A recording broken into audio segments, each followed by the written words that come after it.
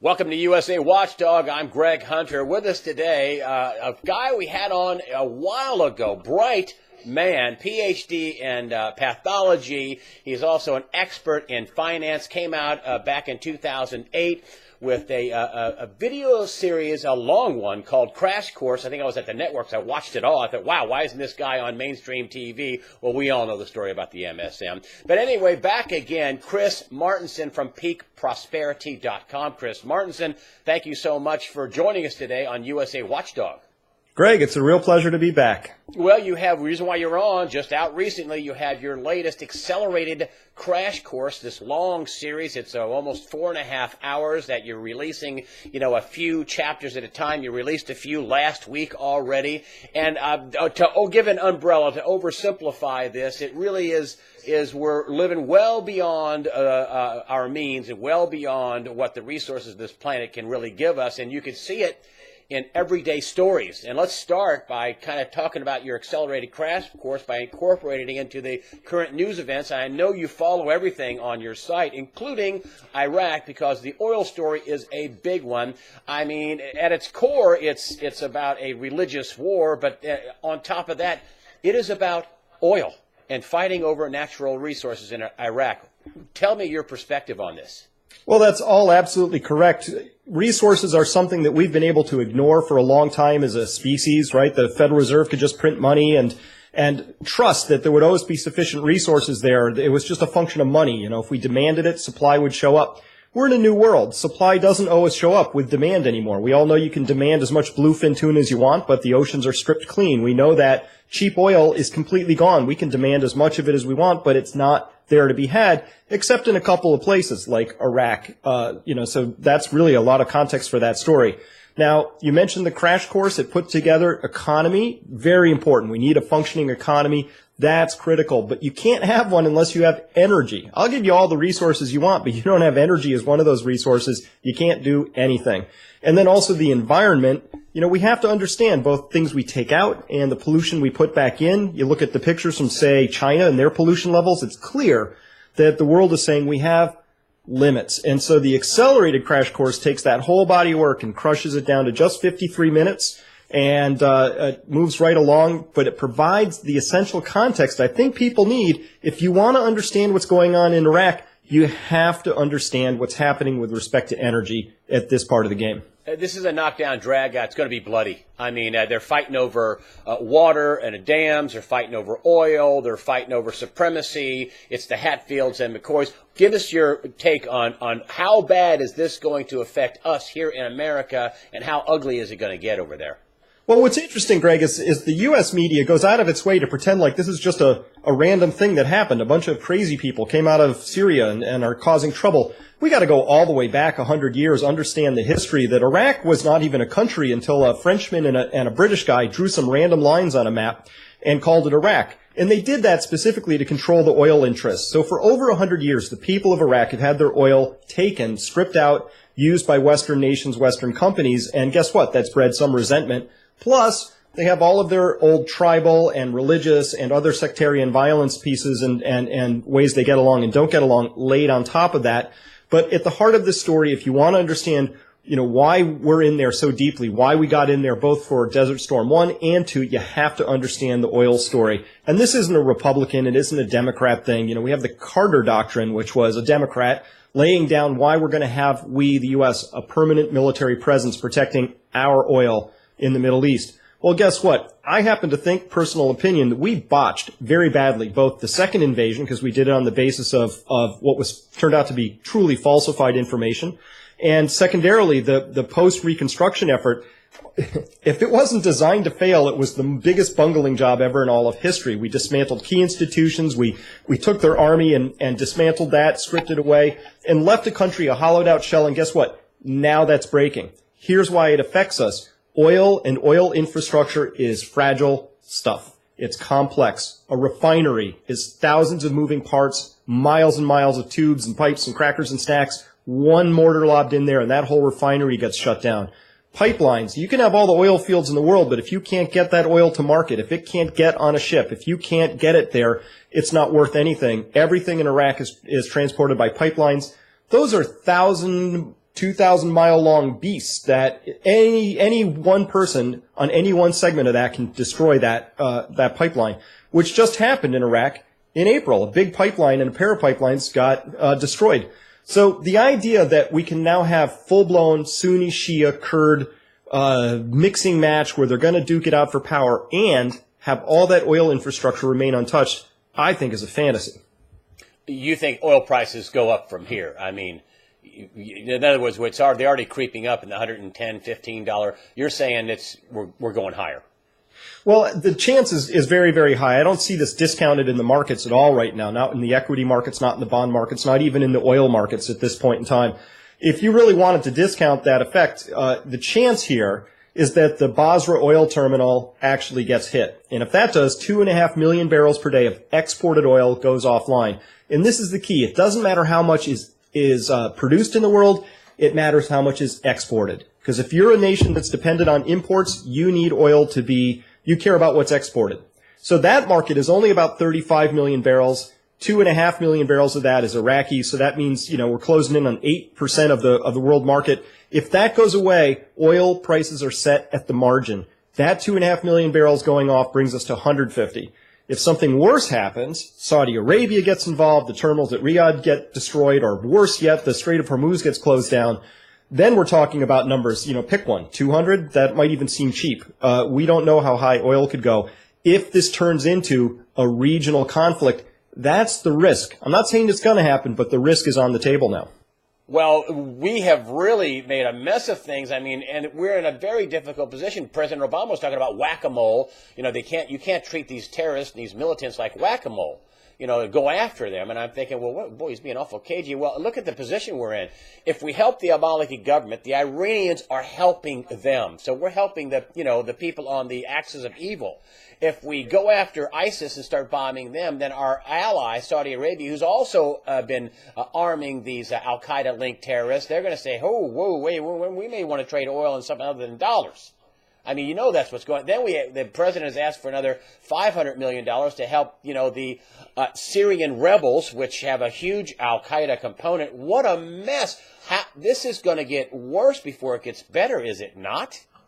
It absolutely is. And, the old saying in the Middle East is the enemy of my enemy is my friend. So look at this point. Syria's been bombing the ISIS rebels. Iran has also been helping the Maliki government on their side. So if the U.S. comes in and does anything against the ISIS rebels, we are now on the same side as Syria and Iran, the same people that were about to spend $500 million to fight in the north. And Iran, of course, are arch enemies.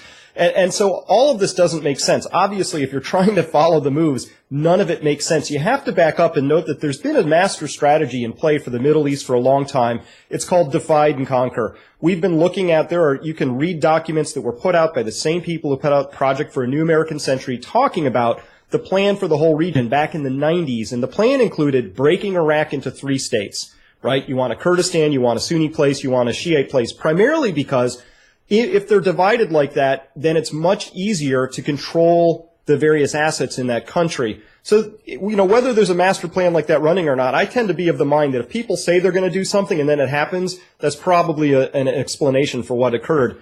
So if we go for this broken up Iraq, though, to my mind, this smells again of neocon fantasies. We'll just break them up. We'll be like puppet masters and it'll all work like we want it to. They'll greet us as liberators with flowers, right? Guess what? It never quite works out that way. And I think you've hit on the important point. Once you let this genie out of the bottle and you unleash millennia of interfighting and bad blood, there's no predicting what can happen next at that point. I think it's been a huge mistake to sow chaos and discord. And listen, how many countries did we do this to? We broke Libya in exactly the same way because we wanted to get rid of a bad guy, Muammar Gaddafi. Now that place has 0 oil exports pretty much at this point because the country is completely wrecked by sectarian violence. The same thing has happened in Egypt, where we supported one side, then the other, got rid of the standing government. It's a mess. Syria, it's a mess, right? Iraq now is a mess. And so as I look across this, I go, wow, mess, mess, mess. Maybe that is the plan. It makes sense to me. And that plan is always centered around how can we, the West, better control the oil interests of those countries. This is critical because Europe is desperately needing oil at this point in time and natural gas. They are now overall global importers of that energy. The United States this year still a net importer of natural gas. Still, we import 7 million barrels a day of crude oil out of the 15 that we burn. And you look at all the countries that are really wading into the Middle East, and you've got basically all of them are net energy importers. This is what makes sense now. This is the backdrop for possible World War III. All wars of history have been resource wars at their core. And, of course, Russia and China won the state oil contracts out of Iraq back in 2009 when the bidding came down. Surprised everybody that the U.S. and Western companies, Total out of France and Eni out of Italy, all got locked out of the bidding process. We were all disappointed. Those were supposed to be what are called revenue-sharing contracts. We pull some oil out, you get 70%, we take 30%. That's a sweet deal. Iraq wanted to do $1 per barrel deal. It's called a service contract, buck and a half a barrel. Less of a sweet deal. Russia said okay, China said okay, and the U.S. felt bitter about that. Well, I'm glad you brought up Europe because Ukraine, another resource war, to your point. I mean, their gas pipelines there. Austria last week came out and said, oh, we're going to have that Russian pipeline. We're going to bypass Ukraine. The Ukrainians' cheap gas has been cut off now by the Russians because, oh, you want to be independent? Okay, you got to pay market price and pay us up front. And then look at Europe. They do not want to have sanctions. I've been saying this for months. BP just made a big deal with Rosneft in Russia, about $1.5 billion long-term deal. They don't want to have sanctions, and now President Obama says, well, if they don't want to have new sanctions on Russia, well, I won't impose them either. But this is a mess. Isn't this another resource war there? And it could have terrible consequences for Europe. Absolutely, and already has had consequences. Ukraine has two major pipelines that pass through, that transit from Russia over to Europe. It accounts for about 30% of all the gas that's imported and used in Europe. It's a very, very big number. Austria is going to bypass about half of that if and when that new pipeline deal with Austria gets built up. So Ukraine is slowly getting potentially marginalized out of this particular story. But as it stands right now, the gas transiting through Ukraine, very, very important. It was just a couple weeks ago, one of those two major pipelines blew up in Ukraine. So here we're seeing, again, this is really a story about resources. It's really a story about energy. Ukraine is bargaining hard because they feel like they've got Europe at their back. Europe knows that if Ukraine bargains hard enough and forces Russia to cut off the gas supplies, that they have to cut off Europe's gas supplies. So Ukraine is kind of playing hardball, trusting that won't happen. But really, this is ultimately, again, just a story of resources. It was a year ago that Russia and China announced a major breakthrough in a deal, and it was only a month and a half ago that they signed that deal to take essentially 20% of all Russian exportable gas starting in 2018 is going to go to China. Nobody knows where that extra gas is going to come from. And the only thing that could really help here is if Russia vastly increases production. It's hard work, it's expensive, it takes time.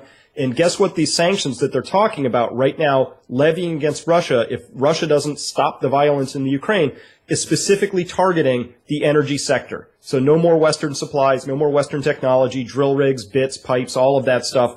That would all get locked out. And so ultimately, this is the positioning that's happening right now with the United States really playing fast and loose with Europe's energy supplies. And if I'm Europe, I would be... Let's just say Europe shouldn't come crying to anybody if in a year they find themselves in a deep energy crisis because they were following along with this idea that it was a good idea to basically poke sharp sticks at your only gas station, on the corner. That's what's really going on here. But the larger story around this is to understand that there just aren't new resources to go around. We know where they all are. All the supplies are spoken for. And there's no clear sign of where we're going to get new stuff. So really, the pie is now fixed, and we're scrambling over who gets what. China wants its share. China overtook the United States as the number one importer of petroleum last year. They produce more electricity than the U.S., and that's a really big sort of a sea change in this whole story. And guess what? The shale drilling is not going to be able to make up the difference, not even close. So this is a real scramble for resources. All wars have been resource wars. And now when I look at the geopolitical landscape, Middle East and in Eastern Europe, I say this story has already started to unravel. And if you don't understand resources, it won't make a lick of sense. I know you're also an expert in finance, large finance too. And so let's get round to the finance story, to the derivatives and the leverage and all that. And your crash course covers, we're living beyond our means in terms of, resources. That's pretty obvious. Also, but we're living way beyond our means with all this printed money. This crash is coming, and it is going to affect the financial markets, currencies, stocks, bonds, everything, correct? Absolutely. 2008 was the shot across the bow. That's when our credit experiment broke, and we've been doing everything possible to paper over it since. So let's again widen the lens and look at the big picture. Starting in the early 1980s, the United States and most of the developed world started doing something really odd. We started borrowing money at about twice the rate that our income was growing. So about 8% per year was how fast our credit markets were growing, right? So this is everything: auto loans, student loans, state, federal, municipal debt, corporate debt, all of that. Anything you can think of that says debt on it, not liabilities, just debt, was growing at 8% per year, and perfect exponential growth. And our GDP under that was growing at about 3%.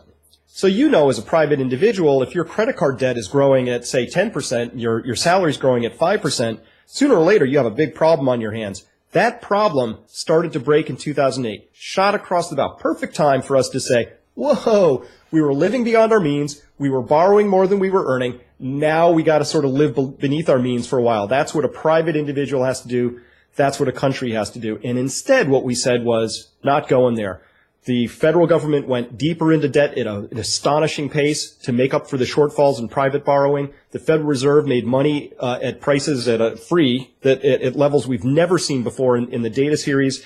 And derivatives only got larger, and the too big to fail banks only got larger. So you look at that whole suite of things and you say, instead of saying, wow, maybe we have to do things differently, we said we're going to do it, but we're just going to do it over here in the public sector for a while. And I think that was just an enormous mistake.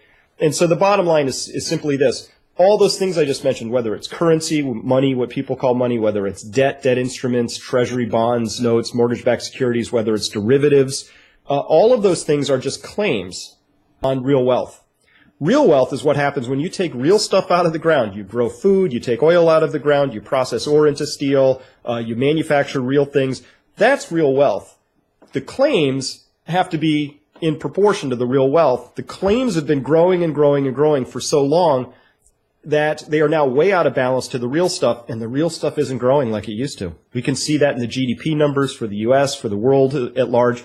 Growth is slowing, and the claims are getting larger and larger. This represents a huge, gigantic source of potential energy. There's a gap there, and it's going to get closed. And only one of two things can happen. One, real stuff suddenly starts expanding like crazy, or two, the claims get destroyed. That's what we're talking about when we say a market crash. The claims get destroyed. People get wiped out. The bonds, the currency. Stocks, all of it. And they can get destroyed in two ways. Defaults, right? So it all goes to, everything sort of gets reduced towards zero, or it goes into an inflationary mode. We don't know which way it's going to break yet. The Federal Reserve's trying to get the inflationary path ignited. Japan's trying to ruin its own currency. But still, the deflationary forces are in balance with that. That's the awkward place we're at right now. But it's going to break one of two ways, and my position is it doesn't matter if you're in financial assets, whether it breaks by inflation or deflation, you get ruined. The people who don't get ruined are safely over here in the real wealth already. Everybody over here who's getting ruined is trying to get over to real wealth. So if you own an unencumbered farm, if you happen to own a productive asset, a business, if you happen to own gold or silver, if you happen to own your house outright, those are all things that you own over in the real space. And if you own them outright, you are going to be vastly safer than somebody who's levered, owes a lot, is hinged into this other system. Well, when it crashes, does that money just go poof? I got a friend of mine, Greg Manarino, says, hey, money doesn't go to money heaven, it transfers. What do you say about that? Well, it does to an extent. So when we look back at Weimar Germany, right? So this whole episode starts about 1917, and by 1923, it's burned itself out. And we've all seen the pictures of people with wheelbarrows of money shoveling them into their furnace, right? Because it was worth more to burn than as paper currency. What happened, if you read books about that, they still say, hey, there was this vast wealth destruction. The middle class was wiped out. All these people lost their entire savings. All true. But it wasn't wealth destruction, because if the real wealth of the nation Before and after the money burned itself out, there were just as many people, just as many hotels, just as many hectares of arable land and farms. There were just as many productive factories. All of that real wealth was still there. Who owned it changed dramatically. The people who had access to real money at that point in time, real wealth or the real wealth itself, they did fine. In fact, some of them made out like bandits, right? You know, you've heard the story about the bellhop who bought the entire hotel he worked at in downtown Berlin for a single gold coin, because that was the transfer that could be made. This is the thing that people don't really understand yet that would be better if they did, is that this wealth destruction's coming, but it's really a wealth transfer. And you can be either on the right side of the line or the wrong side of the line. And to be on the right side of the line means that you actually already have access to that real wealth. Because when this starts to break, Greg, it's going to be really fast. People are going to be paralyzed. Those who have a plan and access to liquid currency might be able to execute some of that. But the stampede for the door will be so magnificent, I think very few people will be able to do much. You know, this is a story you'd much rather be a year early than a day late to. You know, a lot of people on my site are gold and silver buyers, and I'm going to speak for them here. And this is my read on them, that they're not trying to hit a big one. They're not trying to, I want to make 10-fold or 50-fold, or I want to get 10,000 or 50,000 gold. They're scared. People on my site are scared, and they want to preserve their assets so they can help their friends and their families. They want to preserve what capital they have in the form of gold, silver, artwork, land, whatever. They're buying things. They're not greedy. They're fearful.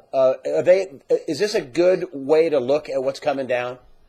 Absolutely. You know, the whole money system is just so off the rails at this point in time. You know, everybody ought to keep a journal. This is the most extraordinary experiment that's ever been run. Never before have we tried to print money at this level on a global scale. And that's the scary part, because in times past, there was a border you could duck over. I talked about Weimar Germany. It was bad, but if you were at all sophisticated, there were Swiss francs, there were French francs, there were English sterling, there were US dollars, there was gold itself. There were all sorts of ways that you could escape that. Today, where would you go if you don't like the dollar? Do you go to euros? Do you go into yen, rubles, yuan?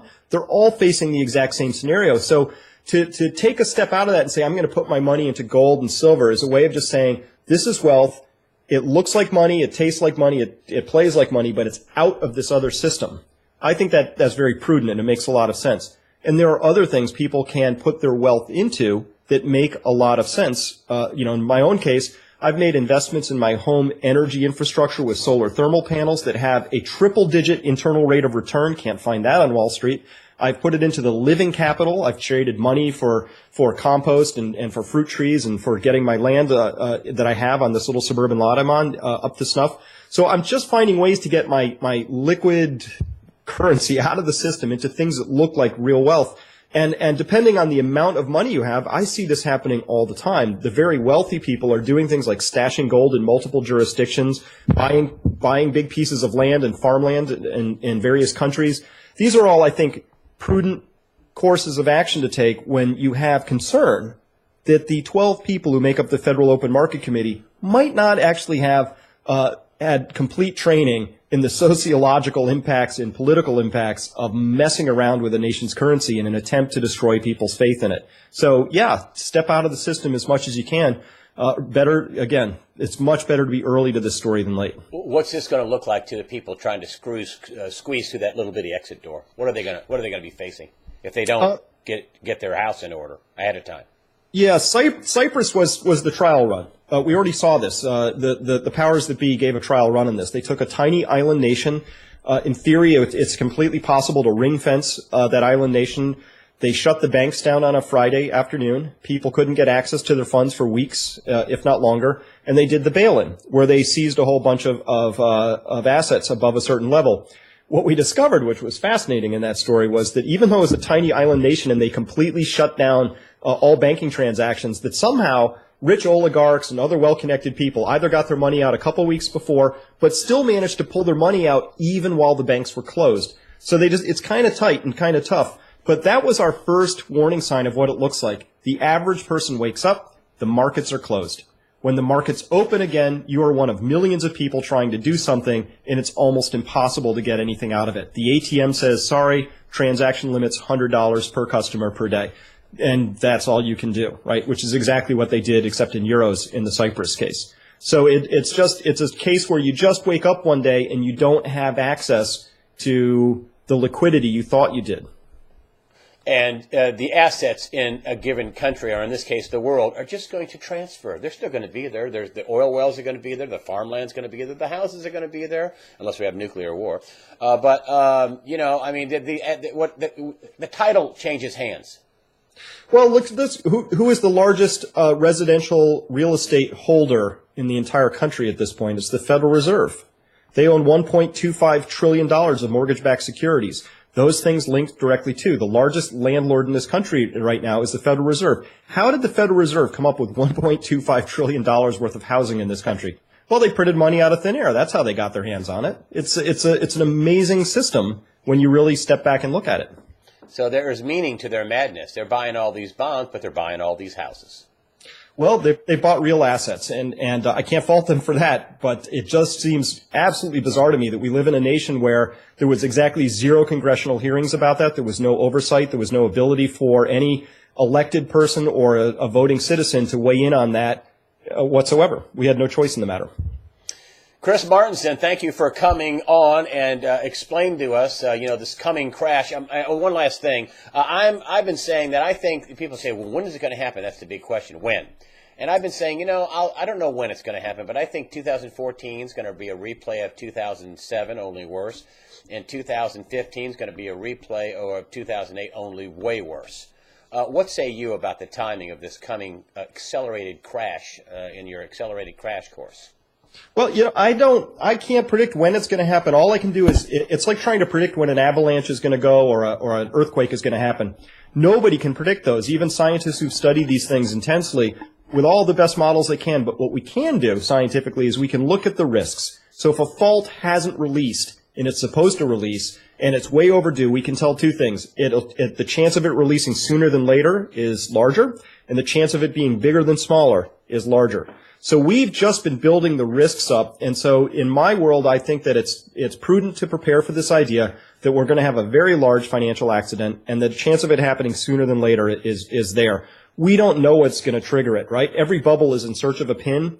Well, who knows? Maybe Putin finally gets ticked off enough and he declares open warfare. Maybe the Middle East really blows up and we find that oil is over 200 a barrel.